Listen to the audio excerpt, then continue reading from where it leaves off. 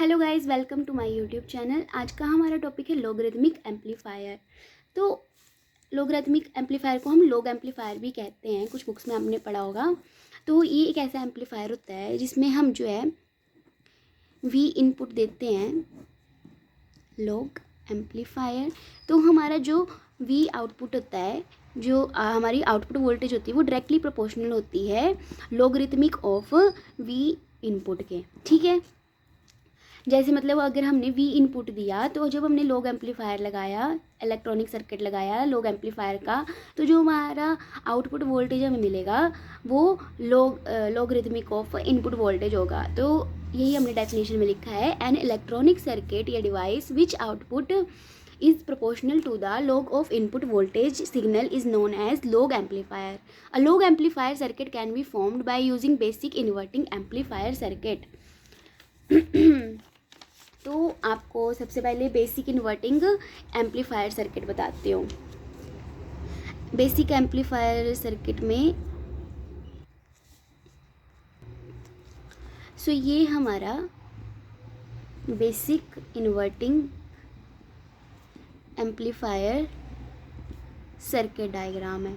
ठीक है, जिसमें हमारा जो है एक टर्मिनल जो है ग्राउंड कर देते हैं और एक जो है हमारा आरएफ के साथ अटैच कर देते हैं। अब जो है इसको इस बेसिक से जो है हम अगर हम कैपेसिटर लगा दें, डिफरेंशिएटर भी बना सकते हैं और इंटीग्रेटर भी बना सकते हैं। इसमें ज़्यादा डिटेलिंग में मैं नहीं जा रही हूँ कैसे बनाते हैं। बस ये कुछ नहीं होता है, यहाँ पे डिफरेंशिएटर में यहाँ लगा देते हैं कैपेसिटर और इंटीग्रेटर में यहाँ लगा देते हैं कैपेसिटर। ऑपरेशनल एम्पलीफायर में आपने पढ़ा होगा। ठीक है, अब यहाँ पे जो है लॉगरिथमिक एम्पलीफायर में क्या करेंगे, हम इस आरएफ की जगह जो है रिप्लेस कर देंगे डायोड। देखो यहाँ पे आरएफ की जगह डायोड लगा दिए, बाकी बिल्कुल सिमिलर डायग्राम है। तभी हमने बोला बेसिक इन्वर्टिंग एम्पलीफायर सर्किट। यहाँ पे देखो वी इनपुट दे रही है, R1 है, यहाँ से करंट I1 जा रहा है, ये हमारा जो है V2, ये हमारा V1, यहाँ पे ये V2, यहाँ से करंट जा रहा है I इनपुट और यहाँ से जा रहा है IF, और ये हमारा डायोड लगा दिया है, यहाँ पे पॉजिटिव टर्मिनल, ये नेगेटिव टर्मिनल। अब हमें जो है लॉगरिथमिक एम्पलीफायर में हमें जो है आउटपुट चाहिए लॉग में। ठीक है, अब कैसे आएगी, अगर हम कुछ देखो जैसे कि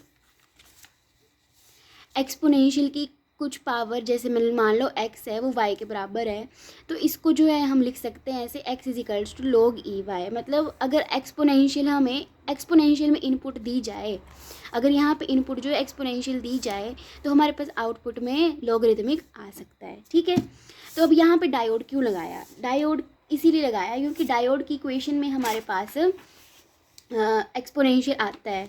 जो हमारी डायोड की करंट की इक्वेशन होती है वो होती है I equals to I naught exponential Q V N के टी -1। बाकी ये जो टर्म्स हैं इनको मैं बताऊंगी कौन सी टर्म क्या क्या है आगे डेरिवेशन में। तो ये एक्सपोनेंशियल आता है इसमें, जब हम ये इनपुट देंगे, ठीक है, तो हमारे पास जो लॉगरिथमिक आउटपुट आ जाएगी। अब कैसे आएगी तो उसको हम डिराइव करते हैं। तो डायग्राम आई होप आपको क्लियर हो गया हो।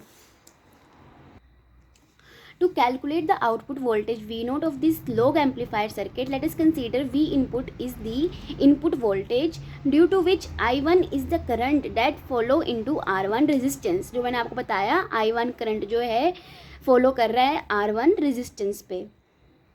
अब ये करंट जो है फर्दर जो है ब्रेक हो जाएगा दो पार्ट्स में, आई इनपुट और आई एफ में। मान लेते कि आई इनपुट जो है is the current flow into the inverting input. Inverting input में जा रहा है inverting input terminal of op amp. ये जो हमारा नेगेटिव वाला होता है ये इन्वर्टिंग टर्मिनल होता है और जो पॉजिटिव टर्मिनल होता है वो ग्राउंड होता है। ये आपने ऑपरेशन एम्पलीफायर में पढ़ा होगा। और आई एफ जो है करंट है फ्लो थ्रू डायोड इन फीडबैक सर्किट। अब जो ये हमारे पास है ये जो सर्किट है ये फीडबैक सर्किट है। यहाँ पे आपने देखा होगा, यहाँ पे इन्वर्टिंग एम्पलीफायर में क्या होता है, आरएफ होता है ना, फीडबैक रेजिस्टेंस, और फिर जब हम कैपेसिटर लगाते हैं डिफरेंशिएटर और इंटीग्रेटर में सीएफ लिखते हैं, याद आ रहा होगा आपको थोड़ा सा। हाँ, जैसे यहाँ पे आपको थोड़ा सा याद करवा देती हूँ। यहाँ पे जो कैपेसिटर लगा देते थे CF, ठीक है, V0, और ये ग्राउंड कर देते थे V इनपुट। ये हम इंटीग्रेटर में करते थे। अगर आपने एनालॉग कंप्यूटेशन की वीडियो नहीं देखी तो आप उसको देख लो, उसमें मैंने ये सब बताया हुआ है, बेसिक पढ़ने की जरूरत नहीं फिर आपको। हाँ, तो ये हमारा फीडबैक कैपेसिटेंस होता था। तो यहाँ पे जो है हमारे पास current which follow through diode in the feedback circuit, ये हमारा फीडबैक सर्किट होता है। ये IF, यहाँ पे IF करंट जो है फ्लो कर रहा है। अब हम लगाएंगे Kirchhoff's law. Kirchhoff's current law क्या बोलता है, I1 किसके बराबर होगा, I इन्वर्टिंग प्लस IF, मतलब ये जो I1 किसके बराबर होगा, यहाँ पे 2 जगह ब्रेक हो गया ना, तो इसकी प्लस के बराबर, ये तो नॉर्मल सी बात है, इसको तो ये आपको दिखती बात है। अब जो है हम मान लेते हैं कि हमारा जो ऑपरेशनल एम्पलीफायर है वो आइडल ऑपरेशनल एम्पलीफायर है। तो हम जो आइडल वाले ऑप एम्प की जो ये वो होती है कि जो I इनपुट होता है वो 0 होता है। तो यहाँ पे हम जो है इक्वेशन जो ऊपर थी, जो यहाँ पे मैंने रेड वाली लिखी है, यहाँ पे I इनपुट की वैल्यू 0 कर देंगे तो हमारे पास जो I1 की वैल्यू आएगी वही IF के बराबर आएगी। मतलब यहाँ पे जो हमारा करंट जा रहा है वो यहाँ पे भी इतना ही करंट जा रहा है, ठीक है। अब जो है हम जो हमारे पास डायोड करंट है IF, उसकी वैल्यू निकाल लेंगे। कैसे निकाल सकते हैं, अब देखो इसकी वैल्यू तो हम निकाल नहीं सकते, तो इसकी वैल्यू निकालेंगे IF की। ऑफ कोर्स मैंने आपको अभी बताया कि IF की जो इक्वेशन होती है वो क्या होती है, अभी मैंने आपको बताया था कि डायोड की इक्वेशन हमें पता है, ये होती है। हाँ, तो फिर ये इक्वेशन हमने लिख दी, जहाँ पे यहाँ पे I0 है हमारा रिवर्स सैचुरेशन करंट। ये जैसे जब हम IF और वोल्टेज के बीच में ग्राफ बनाते हैं तो हमारा जो ग्राफ जो है ऐसे रिवर्स में बनता है। यहाँ पे मतलब सैचुरेशन पॉइंट आ जाता है, मतलब कांस्टेंट हो जाता है इस पॉइंट पे जाके। तो I0 हमारा वो करंट है, रिवर्स सैचुरेशन करंट। और K Boltzmann constant, T temperature in kelvin, और Q जो है हमारा electric charge on charge carrier. अब यहाँ पे N लिखा हुआ है, N जो होता है 1 होता है जर्मेनियम के लिए और 2 होता है सिलिकॉन के लिए। यहाँ पे हम जो है N ही लिखेंगे, अगर किसी न्यूमेरिकल में पूछ लिया पुट करने को तो पुट कर सकते हो। V हमारा जो है वोल्टेज डिफरेंस अक्रॉस डायोड। तो वोल्टेज डिफरेंस अक्रॉस डायोड देखो, V is equals to V2 minus V0। एक मिनट में डायग्राम फिर से बना लेती हूँ। So voltage difference across diode देखो, यहाँ पे ये डायोड है, इसके बीच में अक्रॉस देखो वोल्टेज डिफरेंस कितना आ रहा है, V2 माइनस V0। इसको ले लेते हैं हम V। ये हमारा आ गया वोल्टेज डिफरेंस। इसको इक्वेशन नंबर 3 दे दो, इसे इक्वेशन नंबर 2 दे दो। अब हम सपोज कर लेंगे जो हमारा जो है QV है वो बहुत ज़्यादा बड़ा है NKT से। अब तो अगर ये बड़ा है तो हमारा एक्सपोनेंशियल वाली टर्म जो है वो 1 से बड़ी हो जाएगी। फिर अब इसको इधर ले जाएंगे तो ये जो है हमारी जो exponential QV upon NKT minus 1 जो है अप्रॉक्सीमेटली इक्वल टू आ जाएगा एक्सपोनेंशियल QV अपॉन NKT। अब इक्वेशन नंबर 2 क्या बन जाएगी, -1 हटा देंगे बस, यहाँ पे सिंपल सा बन जाएगा। इसको इक्वेशन नंबर 4 दे दो। अब जो है ओम्स लॉ यूज़ करेंगे, क्या कहता है Ohm's law, V is equals to IR। तो यहाँ से I की वैल्यू निकालेंगे V upon R। Voltage difference आपने निकाल लिया, ठीक है। अब I1 की वैल्यू क्या आ जाएगी, V input minus V2 upon R1।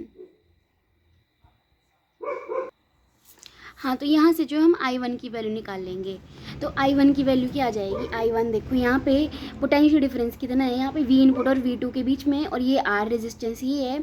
तो यहाँ पे देखो V इनपुट माइनस V2 करेंगे, क्योंकि यहाँ पे हायर से माइनस करेंगे ना लोअर, तो V input minus V2 upon R1। तो ये इक्वेशन नंबर 5 आ गई। अब इक्वेशन नंबर 5 और 4 को इक्वेशन नंबर 1 में पुट कर दो तो हमारे पास ये आ जाएगी इक्वेशन नंबर 6। अब हमें पता है कि आइडल ऑप एम्प के लिए जो है प्रिंसिपल ऑफ वर्चुअल ग्राउंड जो है वो सेटिस्फाई होना चाहिए। तो प्रिंसिपल ऑफ वर्चुअल ग्राउंड क्या कहता है, अगर V1 0 है, V1 क्या था आपका, ये ग्राउंड किया होता है ना हमने, अगर V1 0 है तो V2 भी 0 होगा। ये होता है आइडल ऑप एम्प के लिए प्रिंसिपल ऑफ वर्चुअल ग्राउंड। तो V2 की वैल्यू जो हम 0 पुट कर देंगे। तो हमने 0 पुट कर दी, तो हमारे पास क्या रह गया, V इनपुट ओवर R1 और I0, और ये एज इट इज़ ऐसे ही रह गया। अब I0 इसको जो है इस तरफ लिख लेंगे, फिर E0 वाली एक्सपोनेंशियल वाली टर्म इस तरफ लिखेंगे और बाकी टर्म्स इधर ले जाएंगे। फिर एक्सपोनेंशियल हटाएंगे तो लोगरिथमिक आ जाएगा, लॉग आ गया आपके पास। अब जो है आपको V की वैल्यू चाहिए तो V की वैल्यू आ गई यहाँ से, ठीक है। v की वैल्यू जो है अब from equation number 3, equation number 3 क्या थी, इक्वेशन नंबर 3 ये v is equals to v2 minus v naught.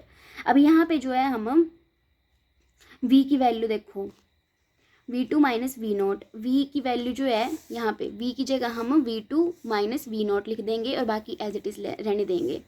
अब जो वर्चुअल ग्राउंड की कंडीशन फिर से हम यूज़ करेंगे कि v1 0 तो v2 भी 0, तो v2 0 पुट करके माइनस वी नॉट की वैल्यू आ गई। तो हमें क्या चाहिए था, आउटपुट वोल्टेज की वैल्यू चाहिए थी जो कि हमारी नेगेटिव में आई। अब ये नेगेटिव साइन क्या इंडिकेट कर रहा है कि there exist a 180 degree phase difference between input and output voltage, मतलब हमारा जो है फेज डिफरेंस जो है 180 डिग्री का है।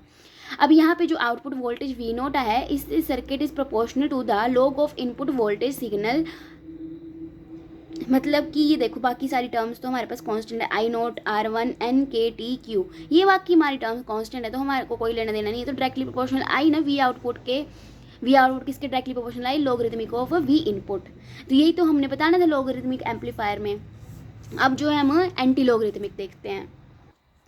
अब एंटी लॉगरिथमिक एम्पलीफायर में क्या होगा, वही बात होगी कि एंटी लॉगरिथमिक में हमारे पास जो एंटी लॉग आ जाएगी वी इनपुट के, वी नॉट जो डायरेक्टली प्रोपोर्शनल, मतलब वी इनपुट दिया हमने और एंटी लॉग एम्पलीफायर लगाया तो वी आउटपुट हमारे पास जो है डायरेक्टली प्रोपोर्शनल आ जाएगी anti log of V output signal, V input signal sorry.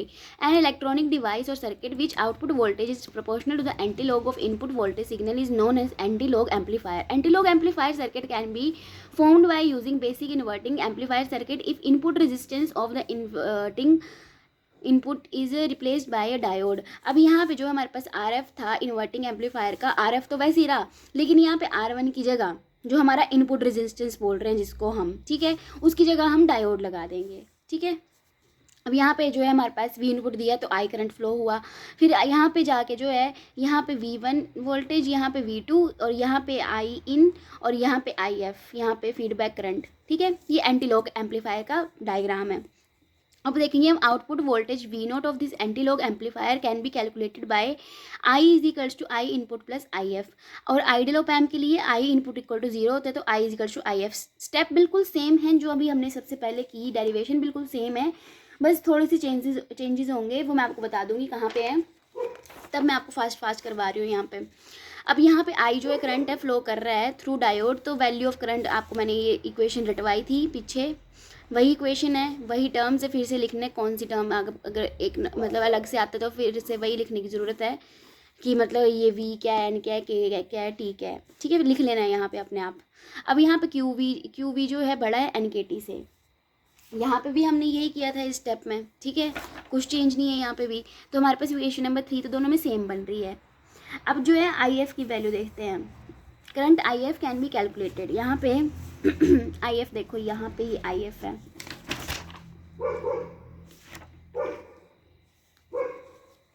IF calculate करेंगे तो वो आ जाएगा हमारे पास V2 minus V naught upon RF। कुछ भी नहीं किया है, जैसे ही आपने यहाँ पे I1 नहीं निकाला था, I1 निकाला था, वी इनपुट माइनस V2, इसमें भी यही है कि V2 माइनस वी नोट कर दिया है, V2 माइनस वी नोट, यहाँ पे देखो IF और अपॉन RF आ जाएगा, ठीक है।